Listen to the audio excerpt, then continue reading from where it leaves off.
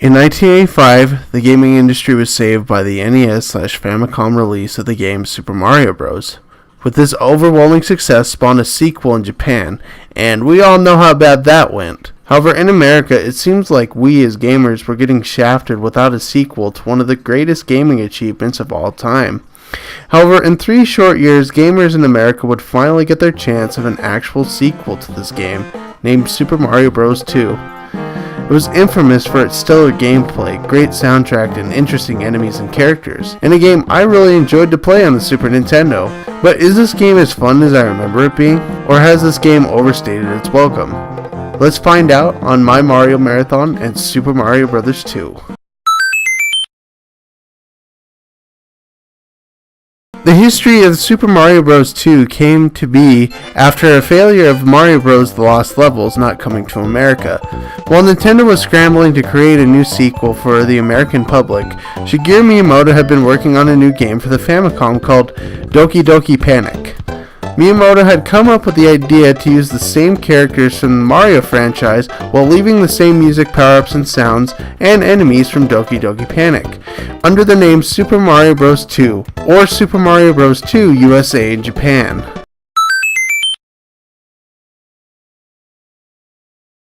The gameplay for Super Mario Bros. 2 is actually pretty simple, but a bit complex for a Mario game. First off, you select the character you want to play as. Depending on which character you choose will pose different attributes that each character has. The first being Mario, the most basic character in the game. I only use Mario in one level because he is the least useful character in the game. Luigi can jump higher and has horrid traction. The traction is not really so bad because Luigi can get me to those hard to reach places. Toad is not the best jumper, but when it comes to the core mechanics of pulling vegetables and picking up enemies off the ground, or in the ground, Toad is the fastest to pick things up.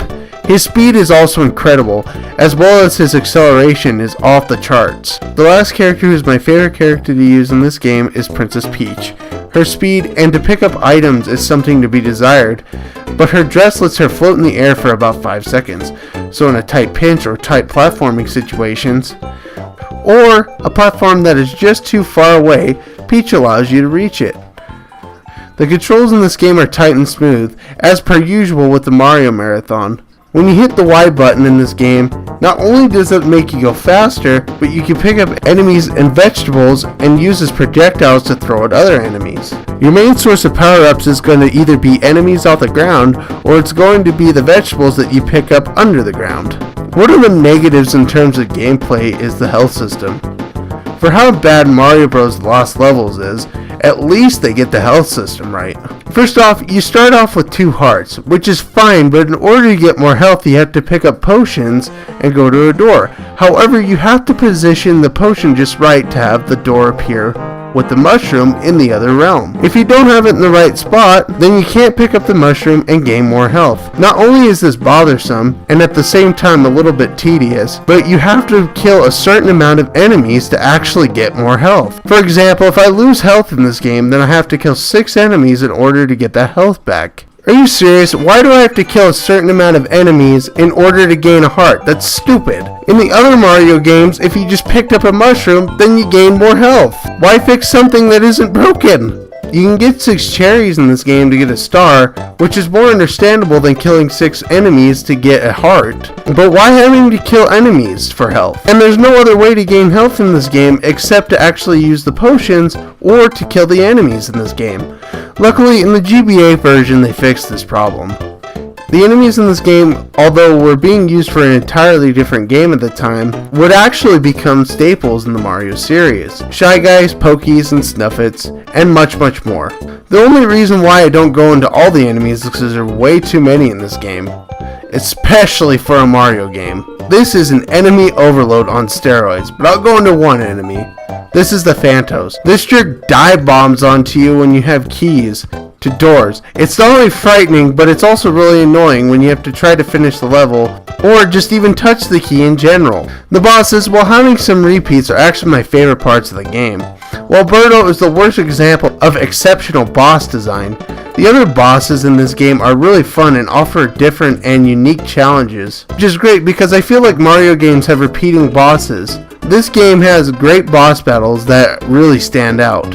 Another flaw that makes the score for this game lower is the level design. This game is pretty decently slow. No, it's not Lost Levels bad, but because of the acceleration increase that is up the wazoo, you could see yourself careening off the edge of the bottomless pit. But not only that, but the last level of worlds take forever. Because they act like dungeons of some sort, you basically need to climb to the top of the level, then get the key, then go back down to the locked door, and take on the boss, which can take up to 20 minutes sometimes.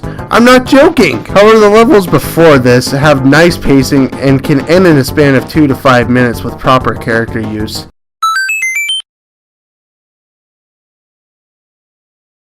The sound has really not changed in the first two games, but the music has changed. It has more of an Egyptian-like feel, and the soundtrack I really enjoy. Overworld theme, the boss theme, and the underground theme are fantastic. The only theme that I really don't like is the final boss theme. I feel like I'm gonna have a heart attack listening to the song, but other than that, the music and sound are great.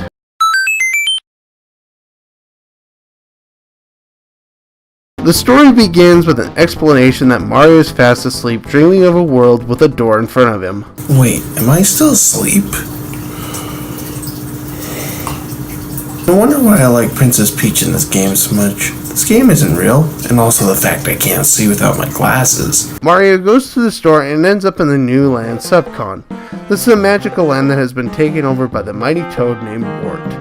The people of Subcon have been captured before the adventure begins.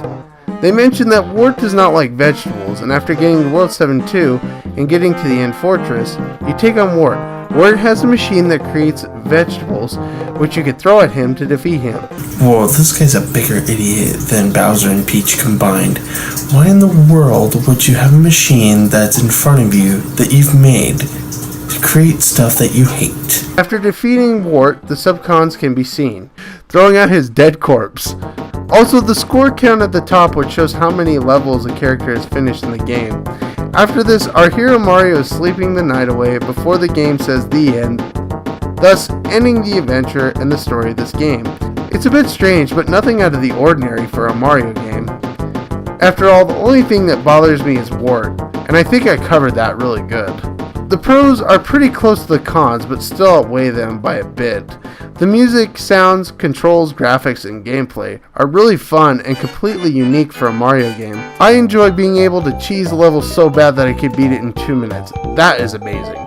The cons are a few things. The story is really not that great, especially at the end. Why in the world does Wart have a machine making something he hates? Some of the levels are really slow, to the point of exhaustion, and some of the levels can take way too long to finish. With that, I have to give the score an 8 out of 10. It's a good game, but not a great game. It has way too many flaws to call it amazing. Well, that takes care of that.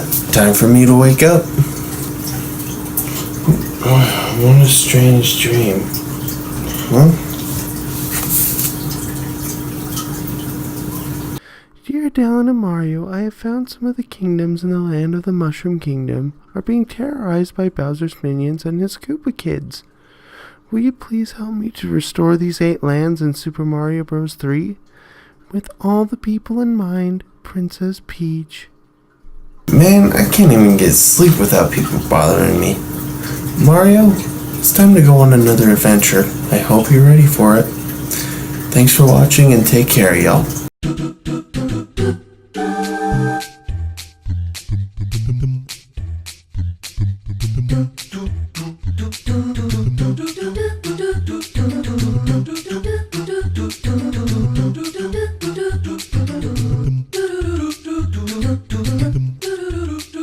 Dum